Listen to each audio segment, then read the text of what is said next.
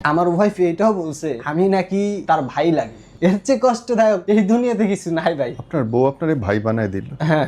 একই বউকে দুইবার বিয়ে করা লাগলো কেন? আমার ওয়াইফ প্রথমবার আমাকে ডিভোর্স দিল, পর আমরা নিয়ে আসলাম 1 মাস পর। আমার আব্বা আম্মার কাছে গেলাম, তার উঠাবে না, কারণ আমার বোন মারা যাওয়ার 1 মাসের মাথায় আমি বিবাহ করি। এবং আমি আমার ওয়াইফের জন্য আমার বোনকে পর্যন্ত আমি কষ্ট দিয়েছি ক্যান্সার, কারণ আমার বোন হচ্ছিল আমার, বলে না ভাইয়া যে বাপ হচ্ছে বট গাছ, আমার বোন ছিল আমার বট গাছ। ওই বোন মারা গেছে ক্যান্সারে? জি, আমি আমার বোনটার পর্যন্ত কষ্ট দিচ্ছি। কিরকম? আমার বোনটা এমন পর্যায়ে ছিল ভাইয়া যে বলতো খালি আমার আব্বা আমার ভাইয়ের লেগে আমি কত কিছু করছি, আমার ভাই আমার একটু বাসায় বসে, আমি আমার বোনের পাশে যে বসি নেই। যে বোন মরে যাচ্ছে তার পাশে গিয়ে আপনি একটু তার পাশে বসেন আমার না? তখন বোন হারার পর বুঝছি, ওই বোনটা- এখনো বুঝতে পারছি যে আসলে বোন থাকাকালীন ভাই বিশ্বাস করেন আমার অনেক বড় একটা ছায়া ছিল, এই ছায়াটা আমার নাই ভাই। চাইলে কি আর হাত ধরতে পারবেন না, মাফ চাইতে পারবেন বোনের কাছে? পরে আমাকে ডিভোর্স পাঠাইলো। আমার ওয়াইফ আমি চিনি ভাইয়া, খুব সহজ সরল মানুষ, ওরে যেভাবে মানুষ গড়ে তুলবে ওইভাবেই ঘুরবে। ও তো আর ভাইয়া আপনার কাজী অফিসে একা একা যাবেও না, এটা কখনোই সম্ভব না। এটা ওই পরিবার থেকেই হয়তো বা প্রথমবার করছে। এই দ্বিতীয়বার হচ্ছে এইবার ভাই আমার দোষ ছিল কিছুটা, যেমন হচ্ছে আমি স্বীকারই করি অফিসের এক বসকে আমি হচ্ছে আপনাকে ধরেন একটা সিরাপের মতো এই জিনিসটা আমি তাকে হেল্প করতাম, আমি কোনো বিজনেসের মধ্যে না। এইখানেও কারণ আছে ভাই, আমি আমার কোনো ব্যাড রেকর্ড নাই। এইখানে যাওয়ার উদ্দেশ্য আমি দেখতেছি ভাই আমার সংসার চলে না, আমার ওয়াইফ 2টা বিলাই পার, আমার ওয়াইফ 2টা বিলাই পেলে ভাই আমি মাছ খাই গোস খাই ডাজেন্ট ম্যাটার, আমার বিলাইকে মাছ খাওয়াইতে হবে। এইটা তো একটা ভাই, আমি তো একজন পুরুষ মানুষ ভাই, আমার বাপ দাদার কোনো টাকা পয়সা এত না, আমরা দিন আনি ভাই দিন খাই। তখন আপনার মাসিক ইনকাম কত? আমার মাসিক ইনকাম ধরেন ভাই তখন 13,000 টাকা, মানে 30 দিন ডিউটি করলে আমি আলাদা থাকি, আমার ঘর ভাড়া আছে 3,500 টাকা আছে মাসের খরচ, বিড়ালের মাসের খরচ। আমার স্ত্রী যে কাল কিয়ামতের ময়দানে আমাকে দাঁড় করা দেয় যে আমার স্বামী তো আমাকে দিনের মেহনতের কাজ করে, তখন আমি কি জবাব দিব ভাই? তখন তো আমি ইয়ানফসি করবো। শুধু আমার নবী রাসূল সাল্লাল্লাহু আলাইহি সাল্লাম উনি বলবে ইয়া উম্মতি ইয়া উম্মতি। আসসালামু আলাইকুম, কি নাম আপনার? জি, আমার নাম হচ্ছে মোহাম্মদ তাওহিদুল ইসলাম আদনান। আদনান ভাই, একই বউকে দুইবার বিয়ে করা লাগলো কেন? আসলে ভাইয়া মূল উদ্দেশ্য হচ্ছে আমি যখন আমার বউর সাথে আমার সম্পর্ক হয়, কত সালে? এটা হচ্ছে 2023 সালের ঘটনা। বয়স কত আপনার?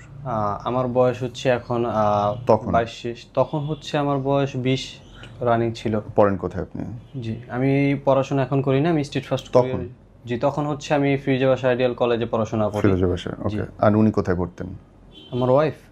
জি, উনি হচ্ছে আম্বিয়া স্কুল আইডিয়াল একাডেমিতে তখন পড়তেন? জি জি। আচ্ছা, তারপর?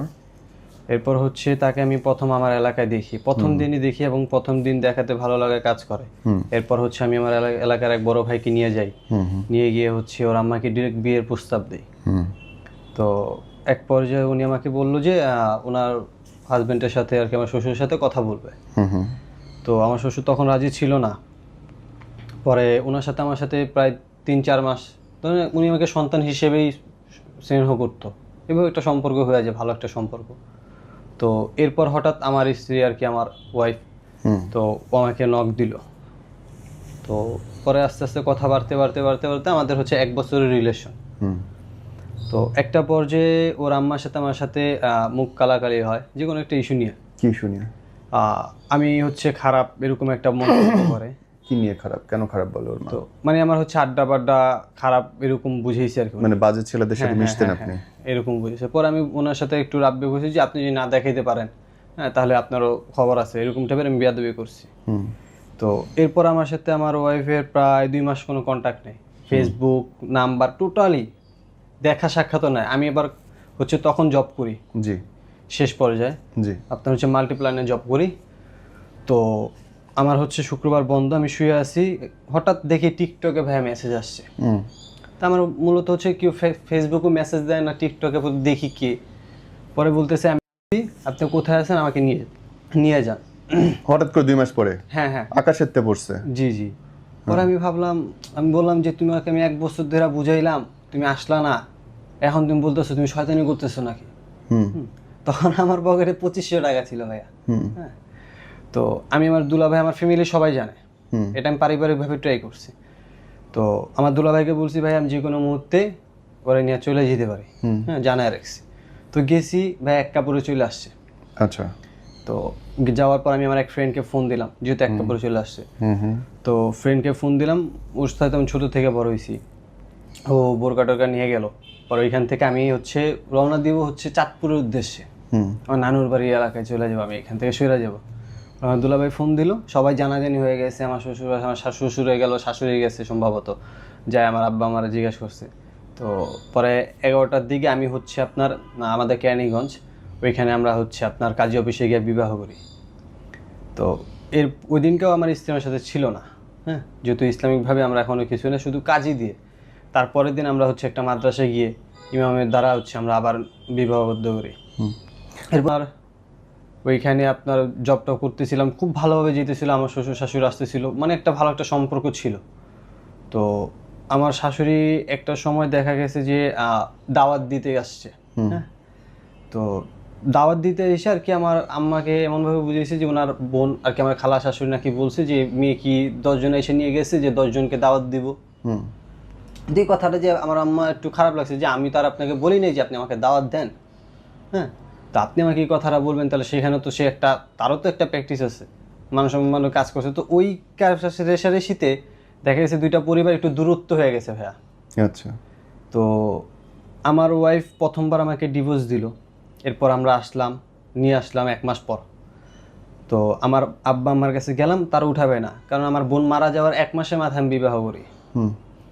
এবং আমি আমার ওয়াইফের জন্য আমার বোনকে পর্যন্ত আমি কষ্ট দিয়েছি, ক্যান্সার। কারণ আমার বোন হচ্ছিল, আমার বলে না ভাইয়া যে বাপ হচ্ছে বট গাছ, আমার বোন ছিল আমার বট গাছ। ওই বোন মারা গেছে? জি, ক্যান্সারে? জি, আমি আমার বোনটার পর্যন্ত কষ্ট দিচ্ছি। কিরকম? আমার বোনটা এমন পর্যায়ে ছিল ভাইয়া যে বলতো খালি আমার আব্বা আমার ভাইয়ের লেগে আমি কত কিছু করছি, আমার ভাই আমার একটু বাসায় বসে, আমি আমার বোনের বাসায় যে বসি নেই,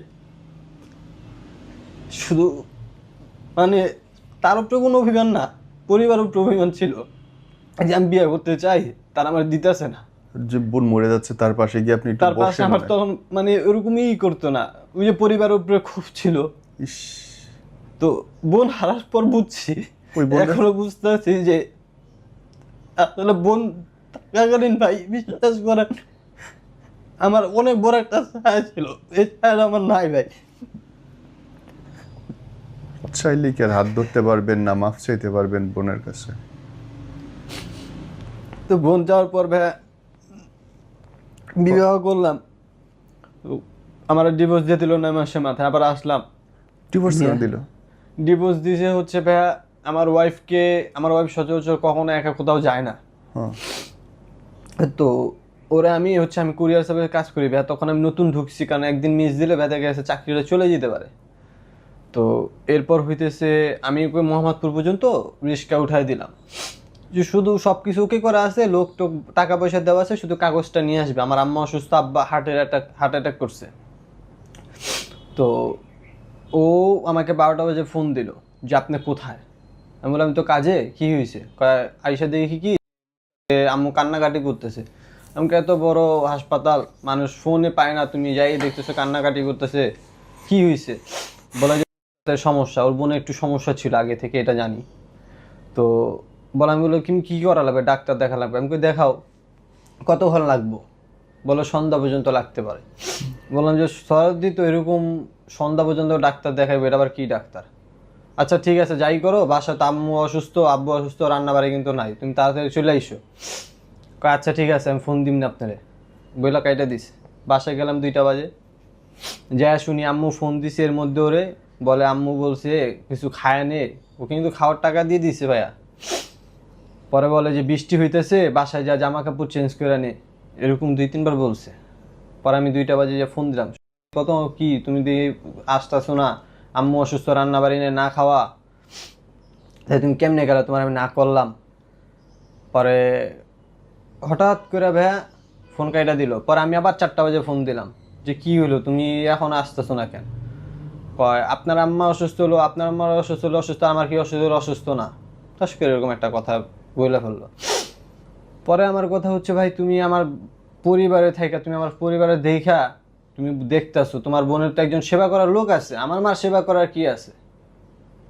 ঘরে তো কোনো মহিলা মানুষ নাই। পরে বলছি যে তুই আইলে আয়, না আইলে নাই, আমার মার কাগজগুলা পাঠা।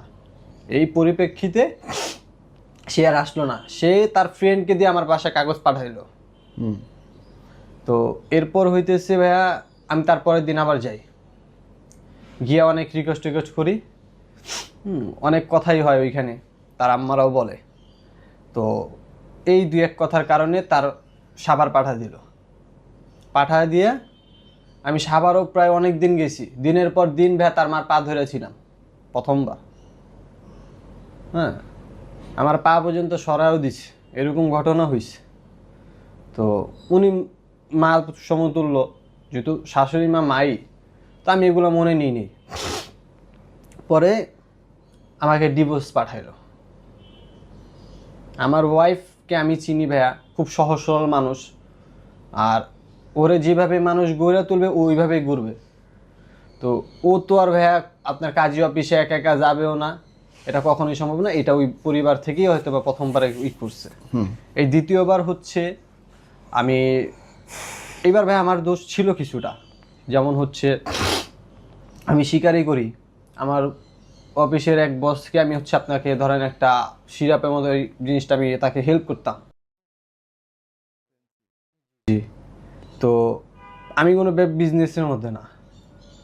তো এইখানেও কারণ আছে ভাই, আমার কোনো ব্যাড রেকর্ড নাই। আমি হচ্ছে ক্রিকেটার ছিলাম, ক্রিকেট খেলতাম। তো এইখানে যাওয়ার উদ্দেশ্য যে আমি দেখতেছি ভাই আমার সংসার চলে না।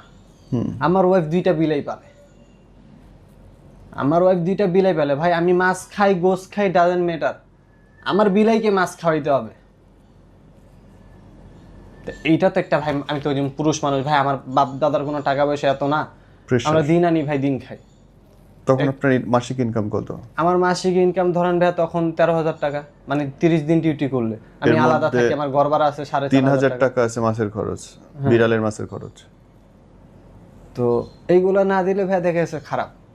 তো আমি আবার মাঝে মধ্যে ইচ্ছাকৃতভাবে তারা না খাওয়া কি ধরেন দুপুরে খাওয়ার বিকালে খাওয়াইতাম ইচ্ছাকৃত, যে তারা বুঝাইতাম যে আলাদার সুখটা কি আর এখানে কষ্টটা কি। ভাই আমি যদি 4,500 টাকা যদি আমি এখান থেকে সেভ করে আমার পরিবারের সাথে থাকতাম, রাইট, তাহলে যে আমার এখানে সেভ হইতো না। আচ্ছা, কিন্তু এই জিনিসটা তার মাথায় কখনো কাজ করে নাই, সবসময় আলাদা থাকতে চাইছে। হ্যাঁ, এর মাঝে এই আলাদা হওয়ার মাঝে সে একটা দুর্ঘটনা ঘটায়। কি? সেটা হচ্ছে এক হিন্দু ছেলের সাথে তার সম্পর্ক গড়ে ওঠে। কেমনে? তার ভালো লাগে, হ্যাঁ। তো ওই ছেলেকে সে দিনের পর দিন আপনার ফোন দিত। তো আমি হচ্ছে ভাইয়া নেতাও না কিছুই না, এলাকার ছোট ভাইরা ডাকছে, ভাই একটা মেয়েকে ডিস্টার্ব করতেছে, ভাই একটু দেখেন।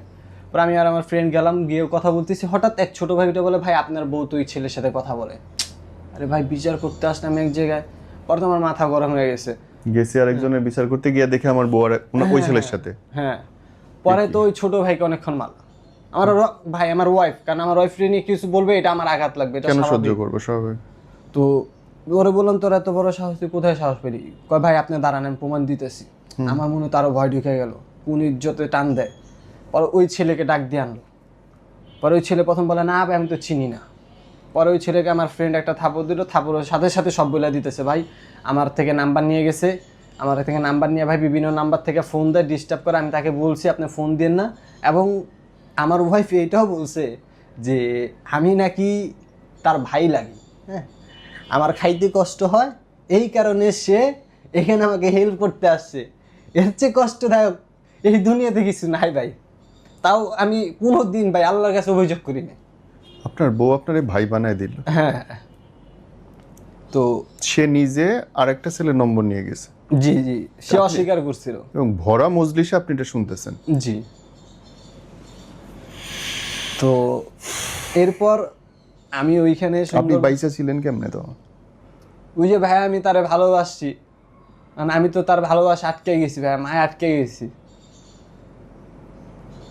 সে যে এত কিছু করছে, তারপরে আমি ভাই মাফ করে দিয়েছি। আমি ওদিনকে বলছিলাম, ওদিনকার রাতে যে তোমার আমি যা বলছি যা করছো বা সব ভুলে গেছি গা, তুমি আর কইরো না। মানুষ ভুল করে, মানুষই ভুল করে, মানুষ ভুল করবই, তাই তোমার আমি মাফ করে দিলাম। সে আরেক বাসায় নতুন বাসায় গেছি, তার মেন নাম্বার দিয়ে ফোন দিয়েছে ওই ছেলেরা। হ্যাঁ, আমি কিন্তু প্রথমবার তার ফ্যামিলিকে জানাইনি ভাইয়া।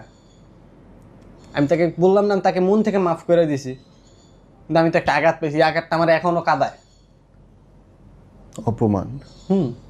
কিন্তু এই যে ছোট ভাইদের সামনে আমি একটা অপমান হইলাম, এতগুলো বন্ধুর সামনে। এবার একটা কথা বলি ভাইয়া, আমি আমার একটা বন্ধুকে একদিন প্রথম তারও ডিভোর্সের পর এখন আবার নতুন একটা বিয়ে করে সংসার করতেছি, কিন্তু তার ওয়াইফের একটু সমস্যা ছিল। আমি তার ওয়াইফকে নিয়ে বলছিলাম, আমার ওয়াইফকে নিয়ে একটা কথা বলছিল, পরে আমি বলছি যে তোমার ওয়াইফের কিন্তু অতীত আছে। তো ওই লোকটা বলছিল যে এই কথাটা উত্তর তুই একদিন পাবি, হয়তোবা তার অভিশাপটা ওইখানেই লাগছে। আমি মনে করি ভাই, আমার ওয়াইফকে আমি বলছিলাম তোমার নিয়ে কথা বলছে, আমি ওর এমন এমন কথা বলছিলাম, যার সাথে সাথে বলছি আমি আমার ওয়াইফের সাথে কিছু হইলো শেয়ার করতাম। গর্ব করছিলেন বউরে নিয়ে। হ্যাঁ, তো সেই বউকে নিয়ে গর্ব করে আজকে আমি সবার সামনে জুতার বাড়ি খেয়েছি, এবং সেই জুতার বাড়ি আমার শাশুড়ি আমাকে দেয়, বলে এই দায়ভার আমার। তার মেয়ে তার কাছে থাকা অবস্থায় এরকম করে নাই, হ্যাঁ, আমার কাছে আইসা কেন করল? বিশ্বাস করাটা অপরাধ ভাই, এই দুনিয়ায় বিশ্বাসের কোনো দাম নাই। আপনি বিশ্বাস করছেন তো হেরে গেছেন, আমি এখন মনে করি। তারপর তো এরপরও তাকে আমি ওদিনকে প্রথমবার মাফ করে দিছি। তো দ্বিতীয়বার ওই ছেলে আমাকে নক দেয়, ভাই আপনার ওয়াইফ আমাকে বিরক্ত করতেছে। আবার ওই ছেলে নিজে নক দিছে? হ্যাঁ হ্যাঁ হ্যাঁ, ও মাই গড। আমার কাছে আছে ভাই, আমি স্ক্রিন থেকে দেখাবো, এখনো আমার কাছে ওই মেসেজগুলো আছে। তো আমি ওইখানে ওর বোনকে ফোন দিলাম, ওর বোনকে, আবার আমার বোন মারা যাওয়ার পর আমি বোন ডাকছিলাম, এখনো তাকে আমি বড় বোন হিসেবেই প্রাধান্য দিই, সম্পর্ক থাক না থাক। তো বললাম আপু আপনি ওর আম্মাকে বললেন না বিষয়টা, আপনি একটু আসেন আমার বাসায়, কিছু কথা আছে বা এই বিষয় ঘটনা কি করা যায়। দিনের পর দিন এভাবে হইতেছে, এভাবে তো মানুষ চলা যায় না। তো আসলো আইসা বললো ভাই আমি ওরা নিয়েছি, আমার নিয়ত ছিল না দেওয়ার, তো নিয়ে গেছে। আমার বোন কি করলো আবার, ওর আম্মাকে বইলা দিল। ওর আম্মা যে একটা, ভাই আমার মেয়ে অন্যায় করছে, হ্যাঁ, শাস্তি দিবে, গাইড করবে, মানে আমি বকছি মারছি ভাই, এগুলো শুনাইতেছে আমাকে। পরে আমি বললাম দেখেন আমার স্ত্রীকে আপনি গায়ে হাত তুলবেন না, আপনি গায়ে হাত তুলে এটা আরো খারাপ দিকে যাবে, তার মাইন্ডসেট চেঞ্জ হয়ে যাবে, আপনি তাকে বুঝান। হ্যাঁ, আমার বেশি কিছু বুঝান লাগবে না, আপনি তাকে বলেন যে তাকে অন্যটা মাথায় যেন সবসময় থাকে। আমি আমার ওয়াইফের একটা জিনিস সবচেয়ে বেশি আঘাত পাইছি, তার আমি একদিনও তার মাথা উন্না দিতে পারিনি। সে উন্না দিবে ভাই এইভাবে, আমি তো এভাবে চাই না। বিয়ের আগে এটা বলে নেন নাই? বিয়ার আগে ভাইয়া যে রূপ দেখছি, বিয়ার পর আমি তার উল্টাটা দেখছি। আপনি যে ইসলামী পছন্দ করেন, ইসলামের বেশভূষা, এটা আপনি বলেন নাই বিয়ের আগে যে আমি এভাবে চাই? ভাইয়া ইসলামের বেশভূষা বলতে আমি এক চিল্লার সাথী। আমি মাঝে মধ্যে যখন আমার বিয়া হয় না তখন আমি নামাজ পড়ি, বিয়া হইলো তারপরও নামাজ পড়ছিলাম, মাঝখানে শয়তানে ধরছে আবার নামাজ ছেড়ে দিয়েছি। কিন্তু এইবার হচ্ছে আমি সুন্নত তরিকা চলে আসছি।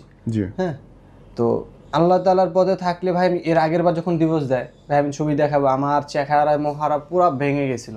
এবং আমার একটা ছবি দেখাবো কিছুদিন আগে, এই মাসে 1 মাসের মধ্যে আমি এখন 3 দিন ধরে ঘুমাইতে পারি। আমি সেটা বলছি না, আমি বলছি যে আপনি যখন বউকে প্রথমেই বিয়ে করেন, হ্যাঁ, আমি কেমন বউ চাই তা তো আমি জানি। সো আপনি নিশ্চয়ই বলে নিছিলেন যে আমি এরকম করে তোমাকে দেখতে চাই, এরকম আমি হিসাবে তাকে থাকবে। বা বিয়ের আগে থেকে পর্দা করানোর জন্য চেষ্টা করছি। বিয়ের আগে কি সে পর্দা করতো? পর্দা করতে বলতে আমি চেষ্টা করছি তাকে পর্দায় চলার জন্য, হ্যাঁ, দিনের পথে আনার জন্য। তখন তখন আমি ব্যর্থ হয়েছি, তার গরম লাগে। সেটা তো পরেও পারেন নাই তাইলে? হ্যাঁ, পরে তো পারিনি, পরে চেষ্টা করছি। তাহলে তো একই, এটা তো আপনি তাহলে বদলাইতে পারেন নাই, সে যেমন ছিল তেমনই আছে। জি জি জি। তাহলে তো ভুলটা আপনার থেকে শুরু, যে আমি ভুল মানুষের কাছে চাইছি। কিন্তু এখন ও আমাকে যে পরিমাণ ভালোবাসা ভাই, আমার সাথে থাকা অবস্থা, এবার একটা কথা বলি ভাই, ও যখন আমার কাছে থাকে ওর ফ্যামিলি কাউরে চিনে না, এবং ওর ফ্যামিলির কাছে গেলে আমারে চিনে না ভাই। আমি এটার সমাধানটা আমি আজও পাইলাম না, এটা কিভাবে সম্ভব? তার আম্মা অসুস্থ রমজান মাসে, তাকে আমি ফোন দেওয়ার সাথে সাথে ফোন দিছি, আমি শোনা মাত্র যে আমার আম্মা ফোন দিছে, তুমি কথা বলো। কথা বলছে ভাই, এরপরে যে জিজ্ঞাসা করবে যে আম্মার কী অবস্থা, ফোন দেই, উনি ফোন দিলে 10টা বাজে 11টা বাজে, থাক কালকে ফোন দিলে। সে কিন্তু দিনের পর দিন অন্য ছেলের সাথে কথা বলতেছে, তখন সে সময় বের করতে পারতেছে। তার কিন্তু আমি ফোন ইউজ করতে দেইনি, সে কথা বলতো হয় আমার ফ্রেন্ডের বাসার ওইখানে গিয়ে, আরেকটা আমি যে বাসা ভাড়া ছিলাম ওই বাসার ভাড়াটি আবার অন্য বাসা নিছে, ওনাদের বাসায় গিয়ে কথা বলতো। ওই লোক আবার আইসা আমার এবার ডিভোর্স দেওয়ার মানে আমার ওয়াইফ চলে যাওয়ার পর ওই ব্যক্তিগুলোই আইসা বলছে যে আমার ওয়াইফ এই কাজ করছে। দিনের পর সেকেন্ড বার জানলেন কেমন? যে নিয়ে গেল, হ্যাঁ নিয়ে যাওয়ার পরে এগুলো যাদের বাসায় গিয়ে কথা বলছে সবাই তো জানাজানি হয়েছে, কম বেশি সবাই পুলিশ নিয়ে এসে নিয়ে গেছে ভাইয়া। এবার কি ডিভোর্স সে দিছেন আপনি দিছেন? আমি কোনোবারই দিইনি। এবারও সে দিছে? হ্যাঁ এবারও সে দিছে। ভুল করলো সে, অপরাধ করলো সে, দিলেন সে, দিল সে। সেকেন্ড বার একটু ক্লিয়ার করি ভাইয়া। প্রথমত হচ্ছে আমি ওরে ঈদের মার্কেট দিইনি ইচ্ছাকৃতভাবে, তার কারণ আছে। ও আমার থেকে একটা পার্সিয়াল বিড়াল চাইছিল 18 থেকে 20,000 টাকা। 20,000। আমি 17,750 টাকা স্যালারি পেয়েছি, তো 17,000 টাকা দিয়ে ওইটা আমি ওর জন্য ক্রয় করছি যে ঈদের পরে আমি দিব। তো এর মধ্যে আমি ওকে বলছি যে আমি ওকে 28 রমজানে বলছি যে দেখো তোমরা মার্কেট দিতে পারিনি, তাই তুমি 10 তারিখের মধ্যে যাও, তাহলে দেখা গেছে আমি তোমার মার্কেট করে দিতে পারলে তোমার আব্বা আম্মাও জানলো না। তো ভালো, ওর আব্বা ঈদের পরের দিন ঈদের দিন ওর যে ফ্যামিলির সাথে কথাবার্তা বলছে, ঈদের পরের দিন ফোন দিল যে আমি তো ধানমন্ডি আসছি। ওর আব্বা আবার আগে থেকে ধানমন্ডি থাকতো, ফ্রেন্ডরা আছে ওর আব্বার, তো নিতে আসবো। আচ্ছা আসেন। আমার থেকে কোনো পরামর্শ বা কি আজ আব্বা নিতে আসতে চাইতেছে কি কমো, মানে ঘুরতেও না? হ্যাঁ ঘুরতে হলে তো বলতে পারে যে আসেন। তো বলছে, আমি ওর সাথে সাথে বললাম তুমি কি বললা, তোমার আর আমি এত সুন্দর করে বুঝাইলাম, তা তুমি তোমার আব্বার না কইরা দাও। পরে ও রাত্রেবেলা ফোন দিছে, ওর আব্বা কলটা কেটে দিল যে আব্বু তুমি আইসো না, আমি কয়েকদিন পরে আসতেছি। এটা শুনে নেই, এটি করে আব্বা শুনছে? জি জি জি জি ওকে। শোনার পর সাথে সাথে কাইটা দিছে। তারপর দিন আমি ও আমার ওয়াইফের সাথে 6টা পর্যন্ত আমি হচ্ছে ছবি আর নাটক দেখলাম একসাথে। তো দেখা ফোন দিতেছে, আমি বললাম তুমি কথা বলো। পরে ওর ফ্যামিলি থেকে ফোন দিতেছে, ওর আব্বা ফোন দিতেছে, ওর আব্বা নাকি আমাদের এলাকায় দাঁড়ায় ছিল, তো ওই কথা বলছে। পরে আমি বললাম যে তুমি না করো আসতে প্রথমে, তো না বলছে। ওদের পরিবার থেকে এক একজন এক একভাবে ফোন দিতেছে, মনে করছে কোনো বিপদে পড়ছে। হ্যাঁ হ্যাঁ। পরে আমি বলি যে এত করতেছে, আমি না করলাম, তুমি না করলাতে ফোনটা আমি অফ করে এরোপ্লেন চালু করে আমি ঘুমাই গেছি, আমি ঘুমাও। হ্যাঁ। পরে মনে হয় সম্ভবত ভাই 11টার দিকে দেখি আমার শ্বশুর শাশুড়ি আর ওই যে ওর খালতো বোন বড় আর খালতো বোনের জামাই আসছে। আর আমার ওয়াইফের হচ্ছে ভাইয়া পরিবেশ, একটা ঘরের পরিবেশ পরিচ্ছন্নতা, এই জিনিসটা প্রথম দিন থেকেই নেই। আচ্ছা। তো ঘরে আর কি ঘর পাল্টাইছি তো ভাই ঈদের পরের দিন। হ্যাঁ। তো ঘরে ওরকম কোনো কিছুই করা হয় না। আবার ওই বাসা, অন্য যে বাসা ছিলাম ওই বাসা থেকে সব কিছু আনি নেই, মানে একেবারে জঘন্য। এটা আপনি গেল যে কেউ মেয়ের পরিবার থেকে গেলে ভাববে যে আমার মেয়ে সুখে নেই। তো গেছে আমার শ্বশুরে দেখি ভাইয়া বসছে, বসে আমার হচ্ছে জেঠ হচ্ছে অনেক কথা বললো আমাকে, বুঝি তো বড় বোন বলতেই পারে। তো আমার শ্বশুর দেখলাম ভাই ঘরের যত জামা কাপড় আছে ব্যাগে ভরতেছে। তা আমি তো তাদের সাথে 1.5টা বছর ধরে আছি, তাদের তো সবকিছুই জানি। তো তখন আমি বললাম শোন, আমার ওয়াইফকে বললাম, আমি তারপর তাদেরকে কিছু বলিনি যে তুমি কতদিনের জন্য যেতেছো। পরে ভাইয়া আমার ওয়াইফ কোনো কথা বললো না, আমার জেঠু একটা মন্তব্য করলো, যাই ওইটা আমি আর কানে নিই। পরে আমার মনে একটা ডাক দিল যে কোনো কিছু একটা ঘুরতে যেতেছে। পরে আমি হচ্ছে বের হইলাম, বের হয়ে আমার ফ্রেন্ডকে একজনকে ডাক দিলাম। পরে বললাম এমন এমন, তাই তো থাক। হ্যাঁ। পরে আমি বাসায় গেলাম যে যাওয়া যাবে না, ওই যাবে না, আমি ওরে কদিন পর দিয়ে আসবো। পরে আমার শ্বশুর ওইটা বলে যে 999-এ ফোন দে। From nowhere. একেবারে ভাই আমি এই কথা শুনে পুরো আমার মাথা পুরো নষ্ট হয়ে গেছে যে এইখানে কি এমন ঘটছে যে আমার 999-এ ফোন দিতে হবে। আর আমার কথা হচ্ছে আচ্ছা আপনি কারে ফোন দিবেন দেন, এটা কিন্তু সাভার না। আমি তার সাথে রাফ বিহেভ করছি, আমি এটা কিন্তু সাভার না, এটা ক্যানিগঞ্জ আর এটা ওয়াশপুর। আপনি কারে ফোন দিবেন দেন, কারণ আমার বৈধ স্ত্রী, এবং আমি আমার স্ত্রীকে কখনো ভাই গায়ে হাত তুলিনি। 2বার গায়ে হাত তুলছি আমার জানা মতে, শুধু একদিন একটা থাপড় দিয়েছি ওই যে প্রথম ঘটনায়। আর আরেকদিন ও বেয়াদবি করছে, আমার পরিবারের সাথে থাকুন বলছি, বুঝাইছি, এত আদর যত্ন করে বুঝাইছি, দিনের পর বুঝাইছি সোনালি একসাথে থাকি, সে আমার সাথে বেয়াদবি, ঠিক আছে, নানান ধরনের কথা, আমার সাথে থাকবে না। তখন আমি এক পর্যায়ে যা তারে হচ্ছে একটু আঘাত দিয়েছি। আবার আমি আমার ওয়াইফকে একটা গালি বা একটা কোনো উচ্চস্বরে কথা বলবো ভাইয়া 2 মিনিটের বেশি, আল্লাহ উপরে 2 মিনিটের বেশি যাইতে দিই না। আমার কাছে ভালো লাগে না, অস্থির লাগে যে আমি আমার ওয়াইফের একটা উচ্চস্বরে কথা বলছি, কষ্ট পেলো কিনা। জি। তো আমার শ্বশুর কি করলো, 999-এ ফোন দিল? না 999 আমাদের এলাকায় হচ্ছে আমার পাশের বিল্ডিং একটা গ্যাঞ্জাম ছিল, পুলিশে ডাক দিল, পুলিশ ছিল। পরে পুলিশকে বললো আমার মেয়েকে যেতে দেয় না। পরে পুলিশ বললো যে দেখেন ও হাজবেন্ড, ওর অধিকার আছে। হ্যাঁ, এখন আপনার মেয়েকে যদি সে জোরপূর্বক না যেতে দেয় তাহলে আপনি একটা অভিযোগ করতে পারেন, হ্যাঁ আমরা উদ্ধার করতে পারি। যেই কাজ সেই কথা, ওনার পিছে পিছে আমার শ্বশুররা গেল সবাই। তো বিকালবেলা আমি আবারও শুয়ে আছি, বুঝাইতেছি আমার ওয়াইফকে, এবং আমার ওয়াইফকে আমি ওই যাওয়ার পর আমি অনেক কথা বলছি আমার ওয়াইফকে, ওর কাজকর্ম নিয়ে ওর আমি বলছি, আবার অনেক খারাপ বিহেভ করছি, মারি নেই ভাই, এমনি মুখ দিয়ে বলছি, অনেক আঘাত দিছি, আমি মানি, এটা আমার অপরাধ। তো এরপর হইতেছে প্রায় 3:30টার সময় কি 4টার সময় দেখি পুলিশ আমার গেট লক করতেছে, গেট খুলে দেখি পুলিশ। তো বললাম, আমারে বলতেছে আপনার ওয়াইফকে, আমি আমার অবশ্যই আছে, যে পরে ডাক দিল, আচ্ছা আপনারা থাকেন, আমি তো বোঝা শেষ। পরে আমার এলাকার এক বড় ভাইকে ডাক দিলাম, পরে আসলো, পরে আমার ওয়াইফকে জিজ্ঞাসা করলো যে আপনার যাইতে দেয় না? বলে যে না, আমাকে যাইতে দেয় না। আর কোনো সমস্যা কি না? বলেন আর কোনো সমস্যা না।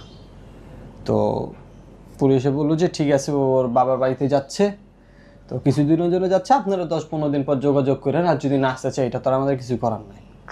হ্যাঁ, আর যদি মেয়ে সংসার করতে না চায় তাহলে কিছু করার নেই। তখন আমার ভাই সংসার করবে না করবে এটা তো ওইখানে পুলিশের কথা না, অবশ্যই ওইভাবে তারা সেট আপ করে ওইখানে বলছে যে হয়তো মেয়ে সংসার করতে চায় না, জোর করে রাখছে।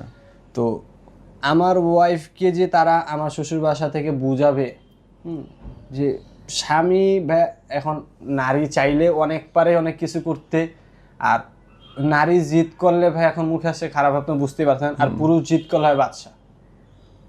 হ্যাঁ, তো আমার ওয়াইফকে যে বুঝাবে যে না তুমি ভুল পথে আসো, কিসের ডিভোর্স, তুমি থাকো তোমার বাসায়, তুমি আমাদের বাসায় থাকো 2 মাস। তোমার স্বামী যদি খারাপ কথা থাকে ঠিক আছে, ওরে দেখো পরিবর্তন হয় কিনা, সামনাসামনি কথা বলো, সমস্যার সমাধান করো। তো তারা ইসলাম মানবে, তারা সব মানবে, তারা জান্নাত দুনিয়ায় পাবে, এরকম তাদের কথা। হ্যাঁ, তো ইসলাম তো ভাই এরকম কথা বলে না। ইসলাম বলে যে যদি আপনার সাথে আমার কথায় না মিলে, 2 পরিবারকে মুরব্বি বলা হয়েছে, মুরব্বিদেরকে ডেকে এটাকে সমঝোতা আনা, এরপর যদি না হয় তাহলে হচ্ছে আপনারা মনে করেন আলাদা থাকেন, বিছানা আলাদা। এমন না যে মনে করেন দিনের পর দিন, সর্বোচ্চ 1 থেকে 2 দিন, 2 থেকে 3 দিন। আর আপনার স্বামী স্ত্রীর মহাব্বত হচ্ছে পবিত্র একটা সম্পর্ক, আপনি পারবেন না ভাই 2 ঘন্টাও থাকতে পারবেন না রাগ অভিমান করে থাকতে। হ্যাঁ, তো ইসলামে মানলে অনেক কিছু, তারা ইসলাম মানে, তারা শেয়ার করে, হ্যাঁ, তারা সব মানতে রাজি। আমি বলি যে মানুষের মোবাইল এখন বেচতে যাবে, মানুষ যাবে না। হ্যাঁ, তো আমার স্ত্রীকে, তো আমার স্ত্রী যে কাল কিয়ামতের ময়দানে আমাকে দাঁড় করা দেয় যে আমার স্বামী তো আমাকে দিনের মেহনতের কাজ করে নেয়, তখন আমি কি জবাব দেবো ভাই? তখন তো আমি ইয়ানফসি করবো। শুধু আমার নবী রাসূল সাল্লাল্লাহু আলাইহি সাল্লাম উনি বলবে ইয়া উম্মতি ইয়া উম্মতি, তাহলে তখন আমি কি জবাব দেব? ওই যে গেল, যাওয়ার পরে ডিভোর্স দিয়ে দিল। হ্যাঁ, কি ডিভোর্স? এদের ধারাটাই ডিভোর্স। কেন? তার আপনার প্রতি অভিযোগটা কই যে আরেকটা ছেলের সঙ্গে তার কথা না বললে হচ্ছে না, না মিশলে হচ্ছে না? কিসের কমতে ছিল? এবং এইখানে গিয়া ভাইয়া নাকফুল খুলা ফেললো। ও তো তখন সিঙ্গল। হ্যাঁ, নাকফুলটা খুললো, ভালো কথা। এবং হচ্ছে সে গিয়ে স্কুলে ভর্তি হইলো, যাক আরো ভালো কথা। গিয়ে সেই একই আরো ছেলেদের সাথে কথা বলা শুরু, ছেলেদেরকে নক দেয়, আপনার হাসিটা, আপনার দাঁতটা খুব ভালো, হ্যাঁ, আপনারা খুব বাইক লাভার, এইগুলো ভাই আমার কাছে সব রিপোর্ট আছে। বাইক লাভার? হ্যাঁ, সে বাইক লাভার। তো ভাই আমার তো টাকা ছিল না, তাতে আমার জীবনে কেন আসতে, আর আমার কেন ভাই মায়া মহাব্বত বাড়াইলাম আমার?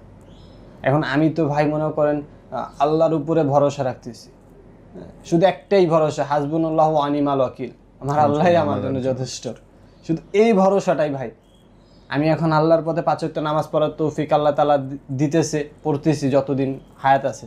কিন্তু আগের বারে ভাই যেরকম ডিপ্রেশন ছিলাম, হ্যাঁ, মানে একটা এরকম অশান্তি এরকম অশান্তি নেই, কিন্তু আমার ওই যে ভয় ভাই, যদি আমার কাল কিয়ামতের মধ্যে আমার ওয়াইফ আমার আটকায় দেয়। না, সে তো নিজে ছাড়ছে, আপনি ছাড়েন নাই তো। আমি তো ছাড়ি নাই ভাই। তাইলে আর আপনার দোষ নেই তো। এখানে দুনিয়াবি নিয়মে সে আমাকে ছাড়লো। হ্যাঁ, সে খোলা তালাক নিতে পারে, নিজের উপরে খোলা তালাক নিতে পারে যদি স্বামী অত্যাচারও করে, জুলুমও করে, যদি সে অনুমতি দেয়।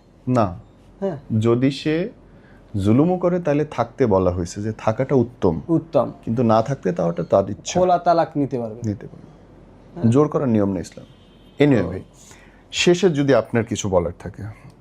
এখন আমার বলার হইতেছে মানুষ বলতেই ভুল। তো আমি চাই আমার স্ত্রীকে নিয়ে বাকি জীবনটা সুন্দরভাবে কাটাইতে। এখন আসে আপনার স্ত্রী না, ডিভোর্স হয়ে গেছে। তো তারপরে আমি তাকে চাই এবং তাকে আমি চাইই যাব। তো তার জায়গাটা ভাই আমি অন্য কাউরে দিতে পারবো না। আল্লাহ আপনাদের ভালো করুক। আপনি স্ত্রীর জন্য যদি কিছু বলতে চান এই ক্যামেরা বলেন। আমি তাকে এটাই বলবো, আল্লাহ তাআলা যদি আমার সাথে তোমার মিলন আবার একত্রিত কইরা থাকে, কল্যাণকর হয়ে থাকে, অবশ্যই তুমি আবার হইবা, আমিও তোমার হই। আর যদি না হয়ে থাকি কোনো সমস্যা নেই, আমি আল্লাহ তাআলার ফায়সালার উপরে এবার তাওয়াক্কুল রেখে বলতেছি আলহামদুলিল্লাহ যা হবে। কিন্তু তুমি তোমার ইজ্জতকে বিক্রি করো না। তুমি টিকটক থেকে বের হও, তুমি সোশ্যাল মিডিয়া থেকে বের হও, আজকে 1 মিলিয়ন 2 মিলিয়ন ভিউতে কি করবা?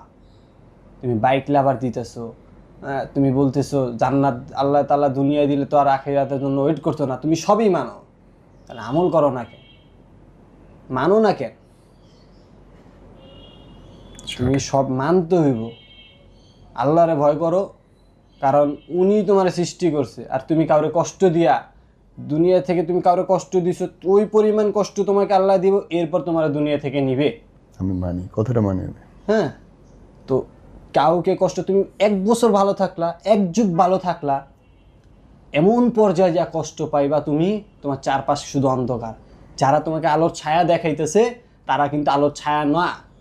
যেমন এই প্রশ্নটা আমি একটু গভীরভাবে দেখলাম যে আল কোরআন কি আসলে বাইবেল থেকে কপি কিনা। তখন আমি দেখলাম যে বাইবেলে অনেক বিষয় আছে যেগুলো আপনার ইতিহাসেরও কয়েকটা বিরুদ্ধে যা, বাইবেলের এরকম ভবিষ্যৎবাণী আছে যে ভবিষ্যৎবাণী ওগুলা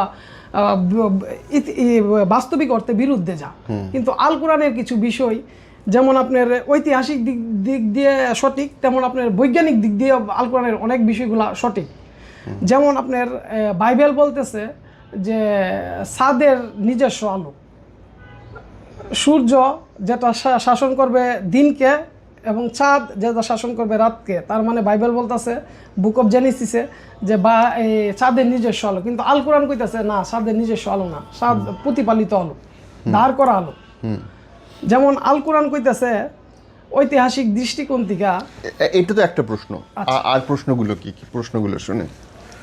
আরেকটা প্রশ্ন ছিল আপনার সূরা তওবা নিয়ে বলছিলেন। সূরা তওবার যে মুশরিকদেরকে নাস্তিকরা এই কোয়েশ্চেনটা নিয়ে অনেক রং জং মাখায় এমনভাবে উপস্থাপন করে যে এই মুশরিকদেরকে যেহানো দেখো জুড়াই জুড়াই তাদেরকে হত্যা করো। এইটা মূলত এই তখনকার এই নবী করিম সাল্লাল্লাহু সাল্লামের সময় যুগে মদিনা সনদ নামের একটা হয়েছিল। তো ওই মদিনা সনদের একটা ছিল যে মক্কার যে লোকগুলা এবং মদিনার যে লোকগুলা তাদের মধ্যে একটা শান্তি চুক্তি হয়েছিল। এই শান্তি চুক্তিটা মক্কার হেরা ব্যাক করে আর কি, ভেঙে ফেলে। তো যার কারণে ওই আয়াতটা নাজিল হই শান্তি চুক্তিটা ভেঙে ফেলার কারণে যে তাদেরকে জিয়ানা পাও, তাদেরকে হত্যা করে। এবং যদি এরপর আয়াতে বলতেছে যদি তারা সন্ধি করে তাহলে সন্ধি ভালো। এবং বলতেছে যে কেউ যদি তোমার কাছে কোনো এনিমিও যদি আশ্রয় চায় তাহলে তুমি তাকে আশ্রয় নিরাপদে নিয়ে পৌঁছে দিয়ে আসো। এই প্রশ্নটাকে এমনভাবে রং মাখিয়ে এই নাস্তিকরা এমনভাবে করতো, উপস্থাপন করতো, যেটা শুনলেই মনে হইতো যে মানে এখানে বুঝি নাস্তিকরা অনেক গভীর জ্ঞান বহন করতেছে। কিন্তু পরবর্তীতে যখন স্টাডি করলাম আল কোরআন এবং হাদিস, তখন দেখলাম নাস্তিকদের এই কোয়েশ্চেনটা হচ্ছে এই অনেকটা অযৌক্তিক এবং অপ্রাসঙ্গিক, মানে প্রসঙ্গটাই ঠিক না। যেখানে প্রসঙ্গটা ছিল একটা চুক্তি হয়েছে, ওই চুক্তিটা এনিমিরা করছে, ভঙ্গ করছে। এই ভঙ্গ করার কারণে এই হুকুম দেওয়া হয়েছে, পরবর্তীতে আবার এই হুকুমও দেওয়া হয়েছে তারা চুক্তি করলে এটাই ভালো। কিন্তু নাস্তিকরা এটা এমনভাবে উপস্থাপন করে যেটা শুনলেই মনে হয় যে তারা গভীর জ্ঞান, সন্ত্রাসী আর কি। জি জি জি। ওকে, 3 নম্বর প্রশ্ন। 3 নম্বর প্রশ্ন দাস দাসী নিয়ে। দাস দাসী নিয়ে এই প্রশ্নটাকে এরকমভাবে নোংরাভাবে উপস্থাপন করে নাস্তিকরা। অথচ দাস দাসীর বিষয়টা আপনি যদু ভাই এখন খেয়াল করেন, যারা দ্বিতীয় বিশ্বযুদ্ধের মধ্যে পরাজিত হয়েছিল, যারা এনিমি হিসাবে আমেরিকার কাছে সাব্যস্ত হয়েছে, তাদেরকে আমেরিকা ছেড়ে দিছে না? তাদেরকে কিন্তু আমেরিকা ছেড়ে দেয় নাই। তাদেরকে অবশ্যই গুয়াতামালা থেকে শুরু করে বিভিন্ন জেলে তাদেরকে বন্দি রাখছে। কিন্তু ইসলামের ক্ষেত্রে এই দাস দাসীর বিষয়টা দেখেন, যুদ্ধ হচ্ছে সর্বশেষ অবস্থা, হয়তো আপনি বাঁচবেন নাই তো আপনি মরে যাবেন। এই অবস্থাতে আপনি যদি জয় লাভ করেন, জয় লাভ করার পর যেই এই যুদ্ধবন্দিগুলো আসবে, শুধু ইসলাম একটা ক্ষেত্রে এই দাস দাসী জায়েজ দিছে, সেটা হচ্ছে খেলাফত ব্যবস্থা থাকতে হবে। খেলাফত ব্যবস্থা থাকা সত্ত্বে ওই খুলিফা যখন একটা করবেন, আইন করবেন যে এখন জিহাদ ফরজ হয়ে গেছে, আর ওই জিহাদে গিয়ে যুদ্ধ করে যখন জয়লাভ করবে, ওই জয়লাভ করার পর যে যুদ্ধবন্দি থাকবে শুধু এটিই কেবল জায়েজ। এছাড়া যুদ্ধবন্দি কিনা, যুদ্ধবন্দি করা, এটি সম্পূর্ণ ইসলাম নাজায়েজ করছে এবং ইসলাম এগুলাকে কঠোরভাবে ক্রিটিসাইজ করছে। এখন কথা হচ্ছে যে এই অনেক স্কলার, মুসলিম স্কলার অনেকে বলে যে যুদ্ধবন্দি যে দাস দাসী প্রথাটা এটা এখানে রুহিত করে দিছে, কেবল যেহেতু এখানে নাই, খুলিফা শাসন নাই, খুলিফা শাসন যেহেতু নাই এখন পৃথিবীতে, গোড়া পৃথিবীতে, তো এই ক্ষেত্রে এখন বন্ধ আছে। আবার যখন খুলিফা ব্যবস্থা চলে আসবে, মুশরিকদের সাথে যুদ্ধ হবে, তখন এটার চলে আসবে। 4 নম্বর প্রশ্ন। 4 নম্বর প্রশ্ন, যে প্রশ্নগুলো আপনাকে বিভ্রান্ত করেছিল কিছু জি জি জি জি, যে প্রশ্নগুলো আমাকে বিভ্রান্ত করেছিল, যেমন তাদের দাবি যে দাজ্জালের একটা চোখ কানা। এখন কোনো কোনো হাদিসে আছে তার বাম চোখটা কানা, আবার কোনো কোনো হাদিসে আছে তার ডান চোখটা কানা। তাহলে এখানে সঠিক কোনটা? নাস্তিকরা এই প্রশ্নটা করে থাকে, কিন্তু নাস্তিকরা জানে না যে দাজ্জালের একটা চোখ কানা আর একটা চোখ হচ্ছে আপনার টেগরা, তার মানে তার দুটা চোখের মধ্যেই সমস্যা আছে। কিন্তু নাস্তিকরা একটা চোখের সমস্যার কথা বলে, আরেকটা চোখকে ভালো কথা বলে, মানে এই হাদিসের মধ্যে একটা পেস লাগায়া মানুষদেরকে একটা বিভ্রান্তির মধ্যে ফেলাই দেয়। কিন্তু মূলত দাজ্জালের দুটা চোখই মানে নষ্ট হবে, খারাপ হবে। এই একটা কোয়েশ্চেন। 4, 5 যেমন আরও অনেক কোয়েশ্চেন করে, তার মধ্যে আরেকটা কোয়েশ্চেনের ব্যাপারে আমি বলতে চাই, যে বিষয়টা সম্পর্কে নবী করিম সাল্লাল্লাহু আলাইহি সাল্লামকে তারা বলে যে নবী করিম সাল্লাল্লাহু আলাইহি সাল্লাম হচ্ছেন এমন একজন ব্যক্তি যিনি ওই খাদিজা রাদিয়াল্লাহু তাআলা আনহুর যে ছিল, এই মামা ছিল, সেই মামার কাছ থেকে শুনে মহানবী সাল্লাল্লাহু আলাইহি সাল্লাম আল কোরআন নকল করছে। কিন্তু এখানে একটা ছোট্ট একটা কোয়েশ্চেন থাকে যে আল কোরআন কেমনে বাইবেল থেকে, অনেকে বলে বাইবেল থেকে নকল করছে, কিছুক্ষণ আগে আমি কোয়েশ্চেনটা করছি, কিন্তু এটাই রিলেটেড। আরেকটা কোয়েশ্চেন আছে, এটা রিলেটেড। যেমন বাইবেলে এই মুসা আলাইহিস সালামের সময়কার যে রাজা, ওই রাজাকে ফেরাউন বলে। আবার যে ওই মিশরের যে ইউসুফ আলাইহিস সালামের সময়কার যে রাজা, তাকে বাইবেলে ফেরাউনই বলে। কিন্তু আল কোরআন মুসা আলাইহিস সালাম সময়কার যে মিশরের যে এই রাজা, তাকে বলছে ফেরাউন। আর ইউসুফ আলাইহিস সালামের মিশরের যে রাজা, সেই রাজাকে বলতেছে রাজা, সেই রাজাকে আল কোরআন রাজাই বলতেছে। তো এখন ঐতিহাসিক দৃষ্টিকোণ থেকে দেখা যায় যে মুসা আলাইহিস সালামের সময়কার যে শাসক শাসন করেছে, মিশর শাসন করেছে, তাকে ফেরাও বলা হয়। এবং ঐতিহাসিকভাবে ইউসুফ আলাইহিস সালামের সময়কার যে শাসক মিশর শাসন করেছেন, তাকে রাজা বলা হয়। বাইবেল এখানে ভুল করছে, বাইবেল দুজনকেই ফেরাউন হিসাবে বলছে, কিন্তু আল কোরআন মুসা আলাইহিস সালামের সময়কার মিশরের শাসককে বলা হয়েছে ফেরাউন, আর ওই একই মিশর দেশের ইউসুফ আলাইহিস সালামের সময় পরে উদ্ধার করলেন। প্রশ্নগুলো আমাকে বলতে থাকেন যে এই একটা কোয়েশ্চেন, এই প্রশ্নগুলো শুনে আপনার মাথা বিগড়াইছিল। এমন আরো এক প্রশ্ন আছে, কিন্তু এই মুহূর্তে মনে হইতেছে আমি একটু মোবাইলটা আমার দেখতে হইব, নোট করে রাখছিলাম। তো এরকম প্রশ্ন শুনে আপনি বিভ্রান্ত হলেন বুঝলাম, কিন্তু ফিরলেন কেমন করে? আল্লাহর উপর আস্থা আসলো কেমন করে আবার? ফিরলাম আমার কাছে যখন এটা একটা অভিশপ্ত লাইফ হয়ে গেছিল আমি যখন এই নাস্তিকতায় কিছুটা চর্চা করা শুরু করছিলাম। পরবর্তীতে কয়েকজন সিনিয়র বড় ভাই, যাদের ব্যাকগ্রাউন্ড মাদ্রাসা থেকে প্লাস জেনারেল থেকেও, তারা আমাকে কিছু বই সাজেস্ট করলো। তারা আমাকে কিছু ব্লগ পেজ আমাকে বললো যে এই পেজগুলোকে একটু ফলো করবা, এই পেজগুলোর প্রশ্নের উত্তরগুলো দেখবা। তো আমি শেষ পর্যন্ত গিয়ে তাদের এই পরামর্শটা আমি যখন গ্রহণ করি, তখন অটোমেটিকলি আমি দেখতে পারে মানে অটোমেটিকলি আমার কাছে ওই প্রশ্নের উত্তরগুলো আমার কাছে চলে আসছিল। যখন আমার কাছে প্রশ্নের উত্তরগুলো চলে আসছিল, একটা সময় আমি এই সিদ্ধান্ত উপনীত হই যে অবশ্যই ঈশ্বর আছে, অবশ্যই মহান আল্লাহ সুবহানাহু ওয়া তাআলা আছে, তাতে বিন্দু পরিমাণ কোনো সন্দেহ নাই। কখনো কখনো আগে আমার মনের মধ্যে এইরকম সন্দেহ কাজ করলেও এখন আর এই ধরনের কোনো প্রশ্নই আসে না যে ঈশ্বর নাই, এটা আসতেই পারে না, এটা হইতেই পারে না। এই পরিমাণ এই তত্ত্ব, এই পরিমাণ কোয়েশ্চেনের উত্তর আমি বিভিন্ন ইমাম থেকে শুরু করিয়া বিভিন্ন বড় বড় ইসলামিক স্কলার্স থেকে শুরু করিয়া তাদের কাছ থেকে পাওয়ার পর আমার কাছে এখন আর এইটার কোনো দ্বিধাই হয় না, এটার কোনো মানে হয় না, এই মানে ফিলিংসই আসে না যে ঈশ্বর নাই বা ধর্ম ব্যবস্থা যে আছে এটা আপনার সেকালে এই বিষয়গুলো এখন আর আমার মাথার মধ্যে কাজ করে না। ইসলাম যে সঠিক ধর্ম এটা বিভিন্নভাবে বিভিন্ন অবস্থাতে আমি বহু নিদর্শন বহু প্রমাণ পেয়েছি। মানে আপনি কম পড়ালেখা করার কারণে আসলে নাস্তিক হয়ে গেছিলেন বলে আপনার মনে হয়? বলতে পারেন। একটা সময় আমি মাদ্রাসায় পড়াশোনা করতাম, আমি দাখিল পর্যন্ত মাদ্রাসায় পড়াশোনা করার পর আমার পড়াশোনাটা আমি যখন ঢাকা জবে আসছি, জবের কারণে আমার পড়াশোনাটা কিছুদিন গ্যাপ ছিল। তো এই গ্যাপ সময়টার মধ্যে আমার এই জীবনে এই বিষয়গুলা মানে প্রচুর পরিমাণে যখন আবার পড়তে শুরু করছেন তখন আবার ধর্মবিশ্বাস ফিরে আসছে। জি। তারপর আমি আবার মাদ্রাসায় ভর্তি হলাম। আমি আবার যখন এই বিষয়টা যখন বুঝতে পারলাম, কম পড়ালেখা করলে অনেক বিপদ, অনেক ভুল হয় মানুষের, জি তাই না? জি, কম পড়াশোনা করা বিপদ ভয়ঙ্কর। আমি যারা দেখতেছে তাদের জন্য আপনি যদি সাজেশন থাকে কোনো যে যেন বিপদের পথে পা না পাঠায়, কি বলবেন?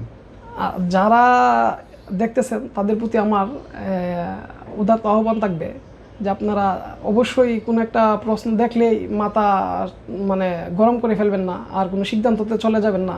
আপনি যে প্রশ্ন দেখতেছেন এই প্রশ্ন বহু ইসলামিক স্কলার, বহু ইমামরা এই প্রশ্নের উত্তর দিছে, হয়তো আপনার কাছে এইসব পৌঁছায় নাই। সেই জন্য এই গ্যাপটার কারণে আপনি হয়তো কনফিউশনে পড়ে গেছেন, কিন্তু আপনি জানেনই না যে ইসলামের এই উত্তরগুলা বহু মানুষ এই উত্তরগুলা খুব সুন্দর করে ঐতিহাসিক প্রমাণগুলো টেনে, বাস্তবিক প্রমাণগুলো টেনে খুব ভালোভাবে অ্যান্সার করছে। এই অ্যান্সারগুলা বিভিন্ন হানো আছে, বিভিন্ন কিতাবেও আপনি পাবেন। যেমন আমি আপনার একটা করতে পারি যে প্যারাডক্সিক্যাল সাজিদ আরিফ আজাদ ভাইয়ের এই বইটা আপনি পড়তে পারেন। এই বইটা পড়লে আপনি হয়তো নাস্তিকতার বিষয়ে সাধারণ একটা পাবেন যে নাস্তিকতা আপনাকে আর করতে পারবে না। তারপরে অনেক বই আছে, আমি এগুলোর কথা বলতে পারি যে বইগুলো পড়লে আপনার এই সংশয়গুলো আপনাকে দূর করে দিবে। যেমন আপনি ইবনে কাসিরের বেদাতুন নেহায় আপনি পড়তে পারেন। এই বইগুলো পড়লে আপনাকে অবশ্যই এই কনফিউশনের মধ্যে আপনি আর পড়বেন না, এই উত্তরগুলো আপনি পেয়ে যাবেন। আর উত্তরগুলো আছে, যেই প্রশ্নগুলো করা হয় এই প্রশ্নগুলোর উত্তরগুলো আছে। আগে একটা সময় খুব বেশি দ্বিধায় পড়ে যেতাম যে এই উত্তরগুলো বুঝি নাই, কিন্তু আমি উত্তরগুলো পাওয়ার পর আমার কাছে মাঝে মধ্যে নাস্তিকদের এইগুলা দেখলে এখন হাসি পাই। কারণ এগুলা হাসি পাওয়ার এই কথা, এই অল্প স্বল্প কয়েকটা কথা নিয়ে কথারে এমনভাবে টুইস্ট করে, তারা টুইস্ট করতে ভালো জানে, তারা পাক্কা দাপ্পাবাজ। এই নাস্তিকরা পাক্কা মোনাফিক টাইপের লোক হয়, তারা শুধু মানুষদেরকে ভুল তত্ত্ব উপস্থাপন করে। তারা দেখবেন না আপনার বাইবেল নিয়ে সমালোচনা করতে, তারা দেখবেন না গীতা নিয়ে সমালোচনা করতে, তারা দেখবেন না আপনার ত্রিপিটক নিয়ে সমালোচনা করতে, তারা শুধু আপনার ইসলাম নিয়ে কেন সমালোচনা করে। তাদের মধ্যে অবশ্যই ইসলাম বিদ্বেষী কাজ করে। বাংলা ভাষাভাষী যত নাস্তিক আছে, আমি মোটামুটি সব নাস্তিকদের এই টুকটাক লেখনী কিংবা টুকটাক দেখছি, বেশিরভাগই সবাই শুধু আপনার ইসলামকেই অ্যাটাক করে। কখনো নবী করিম সাল্লাল্লাহু আলাইহি সাল্লামের চরিত্রকে অ্যাটাক করতেছে, কখনো ইসলামের বিষয়কে অ্যাটাক করতেছে।